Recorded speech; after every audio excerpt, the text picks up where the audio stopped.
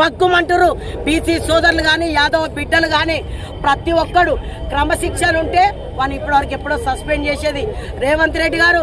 గుర్తుపెట్టుకో, నీ భిక్ష కోసం నీ ఎంపీ అప్పుడే వచ్చి ఇక్కడికి వచ్చి ఈశ్వరమ్మని అడిగినావు, అక్క పెద్దక్క రాని. నువ్వు అక్క అని పిలిస్తే నీ పార్టీలో నా బోసిడి నా కొడుకు బోసిడి ఉన్నట్రా. చెప్పులు కాదురా లంచా కొడుక, నువ్వు ఇక్కడికి వస్తే అప్పుడు చూపిస్తాం. ఈ చెప్పు దెబ్బలు కాదు, నీకు బట్టలు ఇప్పి బారుబాతలు బండ పెట్టకపోతే తూ నా బిడ్డ అన్నరా లంచా కొడుక. ఏమనుకుంటున్నారా బోసిడి నా కొడుక? ఇదేనారా నువ్వు ఇచ్చేది?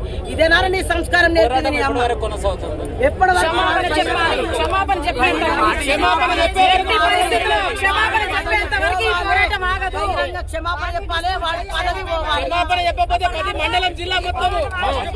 ఒక ట్రస్ట్ బోర్డు మెంబర్ చైర్మన్ కి ఎవరికి ఇచ్చిన బోసిడి నా కొడుక రెడ్డి నా కొడుకు ఇచ్చిన చైర్మన్. ఒక ట్రస్ట్ బోర్డు మెంబర్ ఇస్తే ఓర్వ లేకుండా బోసిడి ముండా అంటవా? నీ అమ్మ నిన్ను ఎట్లా కన్నదిరా ఉండా కొడుక బోసిడి నా కొడుక.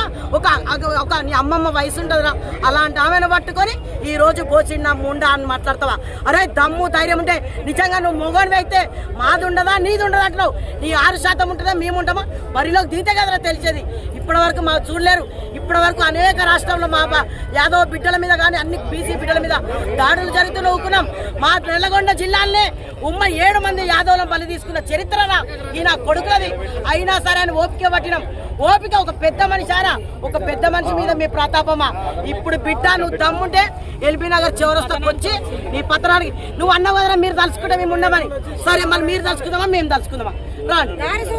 రావాలి శివచరణ్ రెడ్డి గారు రావాలి, టీపీసీసీ మహేష్ కుమార్ గారు వాడిని సస్పెండ్ చేయాలి.